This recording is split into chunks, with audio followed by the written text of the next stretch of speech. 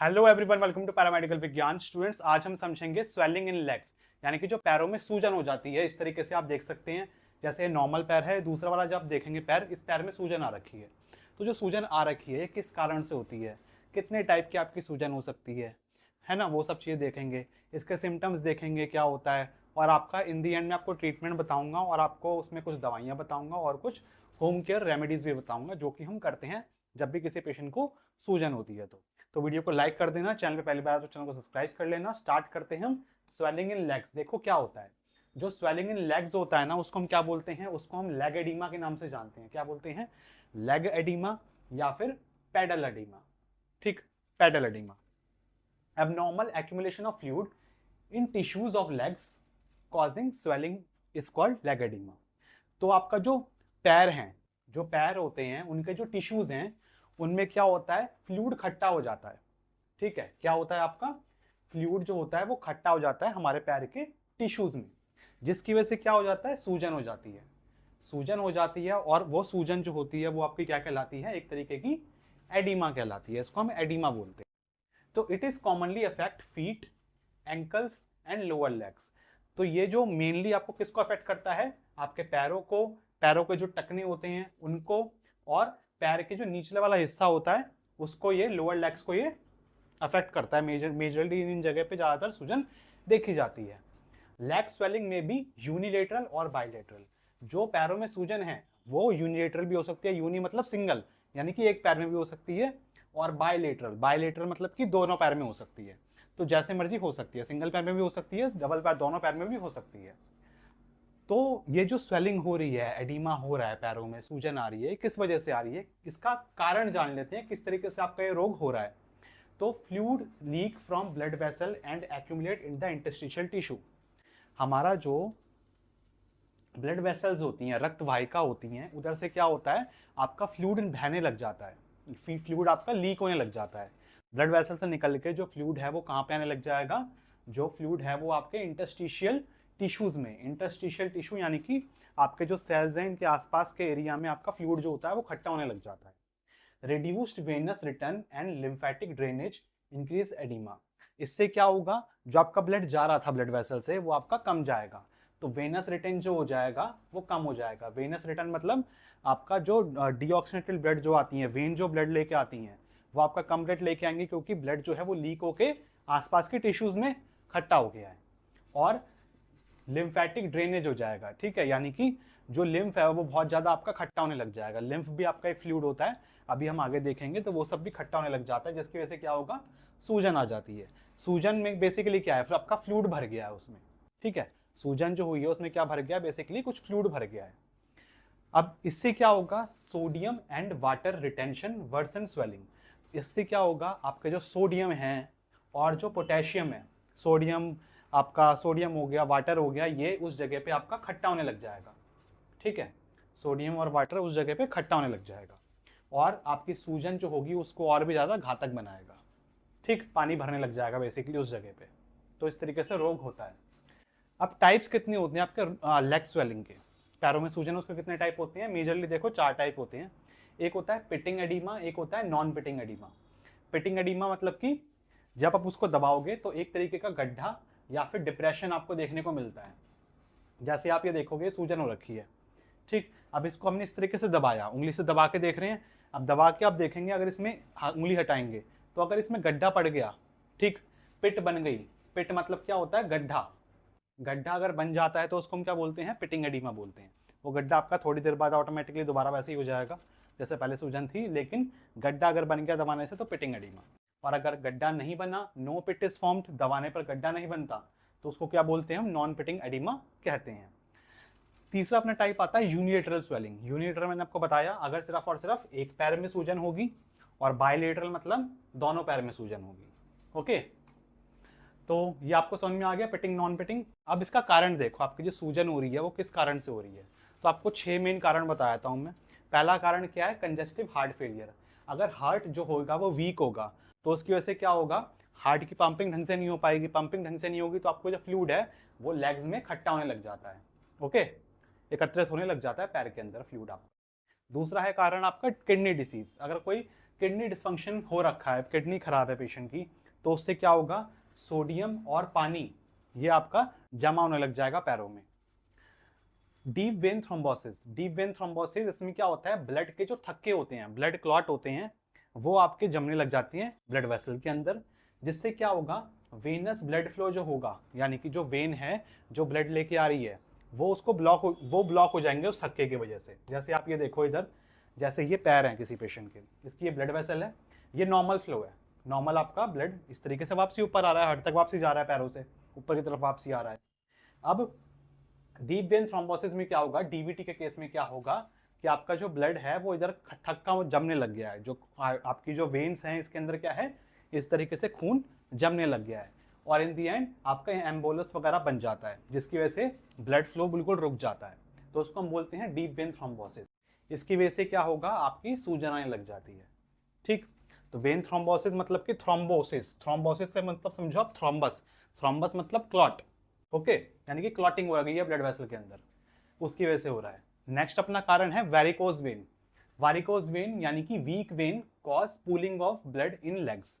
वारिकोज vein जैसे मैं आपको दिखाता हूँ, इस तरीके से आप देखोगे, ये आपको दिख रहा है, ये वेन्स ऐसे उभरी हुई सी दिख रही है आपको, ऐसे पिंडली मारती हुई थोड़ी थोड़ी सी, इसको हम क्या बोलते हैं, पूलिंग ऑफ वेन्स बोलते हैं। जैसे आपकी नॉर्मल ब्लड वेसल है, ठीक है, ये आपकी नॉर्मल वेन है, इसमें क्या है, वेन जो है वो टेढ़ी मेढ़ी थोड़ी सी हो रखी है, जैसे आप ये इधर भी देख रहे हो इमेज में, ठीक है, उभरी हुई सी दिखती है डीवीडी के पेशेंट में, ठीक है, आपके वारिकोज वेन के पेशेंट में।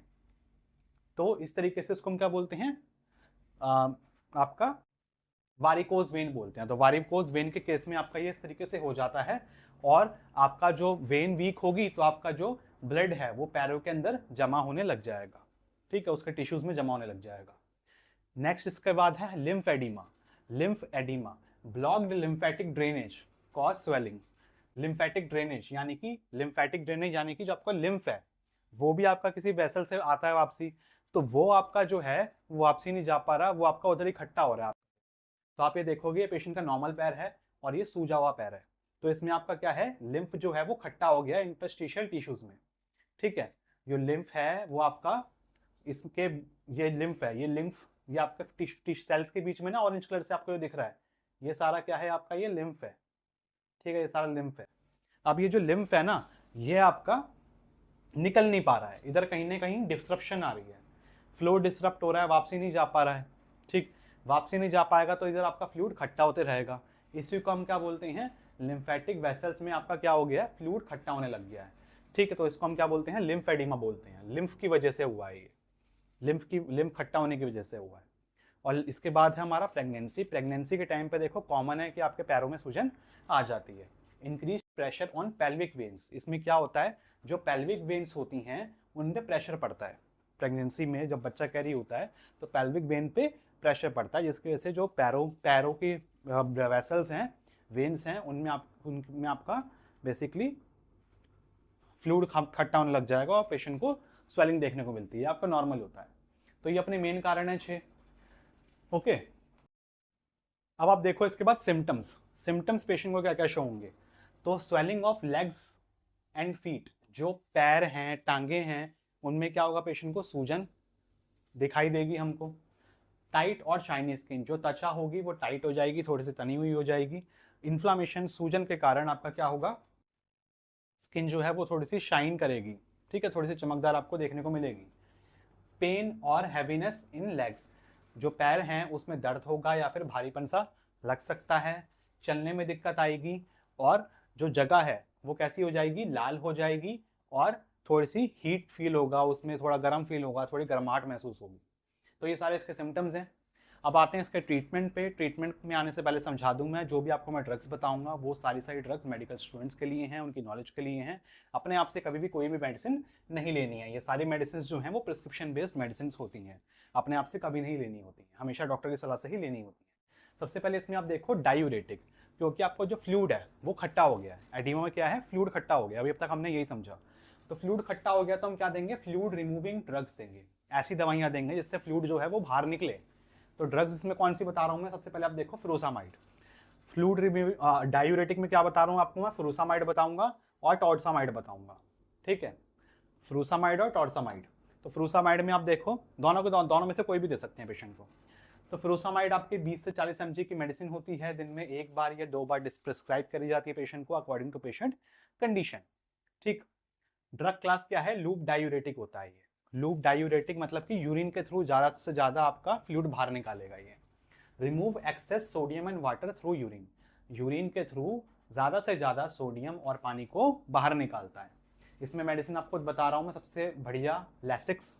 ठीक, लैसिक्स 40 mg फ्यूरोसामाइड है इसके अंदर। ओके, देन आप देखो डायूरेटिक के अंदर ही फ्यूरोसामाइड नहीं देनी पेशेंट को, तो हम टॉर्सामाइड भी यूज़ करते हैं। टॉर्सामाइड में इसकी डोज कितनी होती है? 5 से 20 mg, दिन में पेशेंट को 1 बार दी जाती है। ड्रग क्लास क्या है? ये भी लूप डायूरेटिक है। काम इसका भी सेम है, यूरिन के थ्रू क्या करेगा? आपका जो सोडियम है और पानी है जो खट्टा हो रखा है उसको वो बाहर निकालेगा। तो इसमें आपको मेडिसिन कौन सी बता रहा हूँ मैं? डाइटर प्लस। डाइटर, अगर आप डाइटर प्लस में क्या है आपका एक सॉल्ट और ऐड हो रखा है। सॉल्ट कौन सा है? स्पाइरोनोलैक्टोन। अभी इसको बताता हूँ इसके बाद में, इसके बाद हम इस पे आएंगे स्पाइरोनोलैक्टोन पे।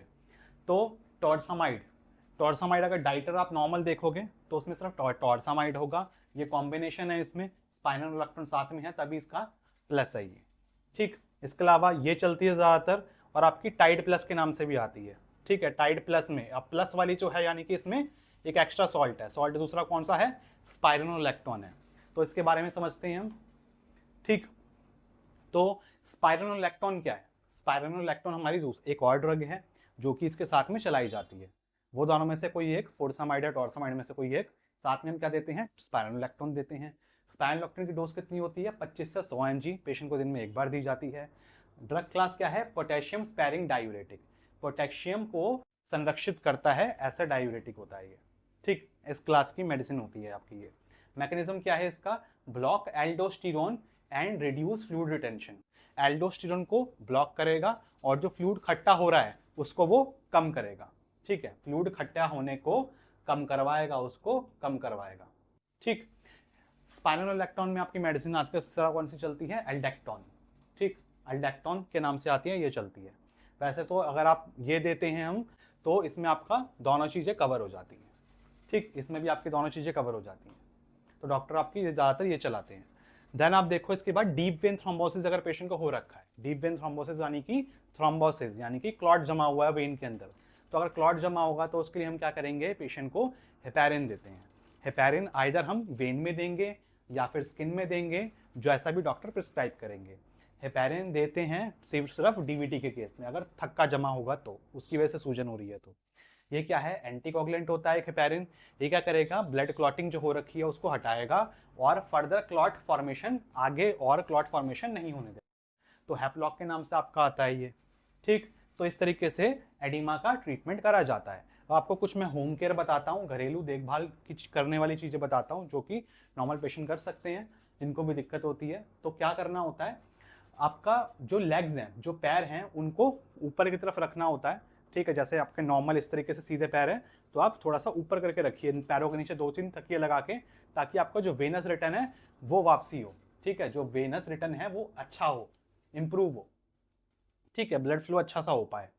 Compression stocking reduced oedema, stockings होती हैं पैर में पहनने वाली, उसको पहने, उससे क्या होगा?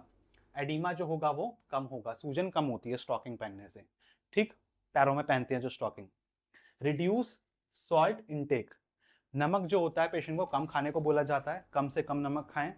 अवॉइड प्रोलॉन्ग स्टैंडिंग, ज़्यादा देर तक खड़े ना हो। तो ये कुछ कॉमन घरेलू देखभाल हैं जो कि पेशेंट को करने चाहिए। तो स्टूडेंट्स, ये था हमारा आज का लेक्चर आपके लेग स्वेलिंग के बारे में, पैरों में सूजन के बारे में। वीडियो अगर अच्छी लगी तो वीडियो को लाइक करना, क्लासमेट्स का वीडियो को शेयर करना। मिलते हैं बहुत जल्दी नेक्स्ट वीडियो में, तब तक के लिए बाय बाय।